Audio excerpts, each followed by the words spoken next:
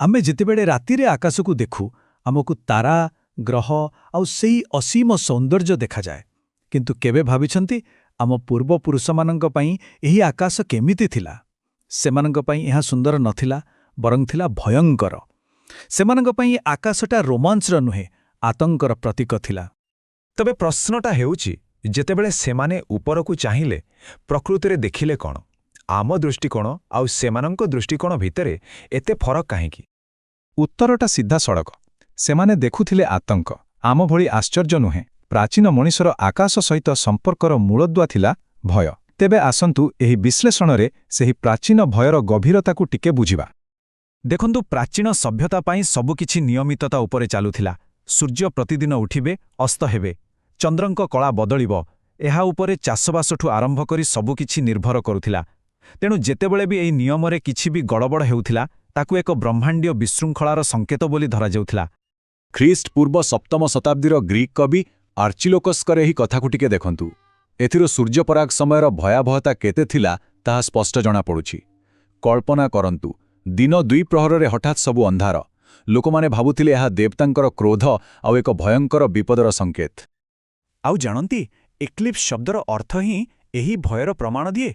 एहा ग्रीक शब्द एक्लिप्सिस रु आसीछि, जहार अर्थ हेउछि परित्याग करिबा। माने लोकंकु लागुथिला जेमिति जीवन देउथिबा सूर्य सेमानंकु छाड़ी देई चली जाइछंती। सबुटु मजा कथा कोन जानती? दुनियार अलगा अलगा कोणरे थिबा संस्कृति जो मानक भितरे कोनोसी संपर्क नथिला, सेमाने समस्ते प्राय गोटिए प्रकार कहानी तयारी करथिले। चीन रे ड्रैगन, नॉर्स पुराण रे गधिया आउ आम हिंदू धर्म रे राहु। समस्ते भाबुथिले केही जने राक्षस सूर्यंकु गिळी दउछि। एहाई दर्शाए जी एही भय केते सार्वजनीन नथिला। खाली सूर्यपराग नुहे, धूमकेतु बा लंजातारा भी भयर आउ एक बड़ कारण थिला। महान ग्रीक कवि होमर तांको महाकाव्य इलियाड रे धूमकेतुकू विनाशर प्रतीक भावरे देखाइचंती, जे कि निज सांगरे रोग आउ युद्ध नहीं कि आसे। आउ एही भय केवल मन भितरे नथिला, ताकू पूरा व्यवस्थित भावरे लेखा जाउथिला। जेमिति कि ख्रीष्टपूर्व 200 बेलर चाइनीज सिल्क बुक। यह धूमकेतुर प्रथम सचित्र तालिका। एथिरे केउ प्रकार धूमकेतु देखागले केउ विपर्जय आसिब, जेमिति कि महामारी, मरुड़ी किंबा युद्ध, से सबु लेखा थिला। आउ एही भय केवल गोटिए जगारे नथिला, एहा पूरा विश्वव्यापी थिला। ग्रीस रे आरिस्टोटलंक भली दार्शनिक माने एहाकू पृथ्वीर एक विकृति कही एही भयकू आहुरी दृढ़ करिदेले। मध्ययुगीय यूरोप हेउ किंबा ऑस्ट्रेलिया आदिवासी समस्ते एहाकू विपदर संकेत ही मानुथांती। किंतु कथा केवल संकेतरे सीमित नथिला। आकाश बेले बेले सीधा सड़क आक्रमण करुथिला। उल्का पिंडगुड़िक एहार ज्वलंत उदाहरण थिला। आउ एई धारणा एते मजबूत थिला जे प्राचीन मिस्र रे लुहा पाई जेउ शब्द थिला तार अर्थ ही थिला आकाशरू आसीथिबा लुहा। ताहाले एते सबु भयर मुकाबिला मनीष केमिति कला? सेमानंकर प्रथम प्रतिक्रिया वैज्ञानिक अनुसंधान नथिला, बरं एही भयकू बुझिबा आउ ताकू संभाळिबा पाई अनेक जटिल प्रणाली तयारी करिबा थिला। एही भयकू बुझिबा पाई मिस्टीरियम ट्रेमेंडम बोली गोटे धारणा अछि। एहार अर्थ हेउछि कोनोसी एक विशाल असीम शक्ति सामनारे निजकू अति तुच्छ मने करिबा। प्राचीन मनीष पाई आकाश ठीक सेही परी एक अलौकिक एवं भयानक अनुभूति सृष्टि करुथिला। आजिटेक सभ्यतार उदाहरण नेले कथाटा आहुरी स्पष्ट होइजिब। सेमानंकर विश्वास थिला जे सूर्यपराग बेले आकाशरू जिजिमिम नामक कंकाल सार राक्षस ओहलाई मनीषकू खाइबाकू आसंती। एही भୟରେ सेमाने गर्भवती महिला आउ छोट पिलांकू लुचाई देउथिला। हेले जदि एही आकाशीय विपद सीधा सड़क राजा किंबा शासकंक उपरे आसुथिला, सेतेबेले कौन करा जाउथिला? राज्य स्तररे एही भयकू केमिति संभाळा जाउथिला? एहार जवाब मेसोपोटामियार विकल्प राजा अनुष्ठान रे मिले। जेतेबेले कोनोसी अशुभ संकेत राजांक मृत्युर सूचना देउथिला, सेतेबेले किछि समय पाई जणे साधारण लोककू राजा करा जाउथिला। विपद टळीगला परे सेही विकल्प राजांकू बढ़ी दिया जाउथिला। एहा द्वारा प्रकृत राजा सुरक्षित रहुथिले। देखंतु केमिति आकाशीय भय एक राजनैतिक कौशल पाल्टी जाइथिला। किंतु केवल प्रतिक्रिया करिबा यथेष्ट नथिला।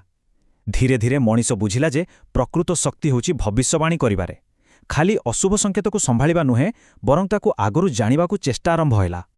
एठारे गोटिए बहुत गुरुत्वपूर्ण कथा हेला। आज आमे जेउ ज्योतिर्विज्ञान बा क्यालेंडर देखुछे, ताहा कोनोसी शिक्षागत कौतूहलरू जन्म होई नथिला। एहा थिला बंचिबार एक उपकरण। ଏହା ଥିଲା ଆକାଶର ଭୟକୁ ନିୟନ୍ତ୍ରଣ କରିବାର ଏକ ଚେଷ୍ଟା। ହଜାର ହଜାର ବର୍ଷ ଧରି ବାବିଲୋନିଆମାନେ ଗ୍ରହଣର ଭବିଷ୍ୟବାଣୀ କଲେ, ମିସ୍ରୀୟମାନେ ନୀଳ ନଦୀର ବନ୍ୟା ଜାଣିବା ପାଇଁ କ୍ୟାଲେଣ୍ଡର ତିଆରି କଲେ। ଏହି ସବୁ ଚେଷ୍ଟା ଗୋଟିଏ କଥା ପାଇଁ ଥିଲା, ଭୟକୁ ନିୟନ୍ତ୍ରଣ କରିବା। ଏହା ଏକ ପ୍ରକାରର ବୈଶ୍ୱିକ ପ୍ରତିକ୍ରିୟା ଥିଲା। ଧୀରେ ଧୀରେ ଆକାଶୀୟ ଘଟଣାଗୁଡ଼ିକର ଭବିଷ୍ୟବାଣୀ କରିବାର କ୍ଷମତା ରାଜନୈତିକ ଶକ୍ତିର ମାପକାଠି ପାଲଟିଗଲା। ଯେମିତିକି ପ୍ରାଚୀନ ଚୀନରେ ଯଦି ଜଣେ ସମ୍ରାଟଙ୍କ ରାଜସଭା କୌଣସି ଗ୍ରହର ଭବିଷ୍ୟବାଣୀ କରିପାରିଲା ନାହିଁ, ତେବେ ଧରାଯାଉଥିଲା ଯେ ସେ ସ୍ୱର୍ଗର ଆଦେଶ ହରାଇ ଦେଇଛନ୍ତି। ତେବେ ଏହି ଭବିଷ୍ୟବାଣୀ କରିବାର କ୍ଷମତା ମଣିଷକୁ ଏକ ନୂଆ ସ୍ତରର ଆତ୍ମବିଶ୍ୱାସ ଦେଲା। କିନ୍ତୁ କାହାଣୀ ଏତିକିରେ ସରିନଥିଲା। ଏହାପରେ ଆସିଲା ସବୁଠୁ ବଡ଼ ପରିବର୍ତ୍ତନ, ଭୟରୁ ପୂଜା। ଯେଉଁ ଅଦୃଶ୍ୟ ଭୟଙ୍କର ଶକ୍ତିଗୁଡ଼ିକୁ ମଣିଷ ଡରୁଥିଲା, ଏବେ ସେ ସେଗୁଡ଼ିକୁ ମଣିଷର ରୂପ ଦେଲା।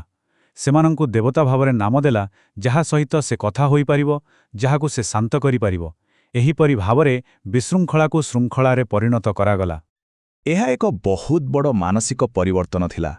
ଯେଉଁ ଆକାଶ ଆଗରୁ କେବଳ ବିଶୃଙ୍ଖଳା ଆଉ ଭୟ ଦେଉଥିଲା, ଏବେ ସେଠାରେ ଶୃଙ୍ଖଳା ଆଉ ନୈତିକତା ସ୍ଥାନ ନେଲା।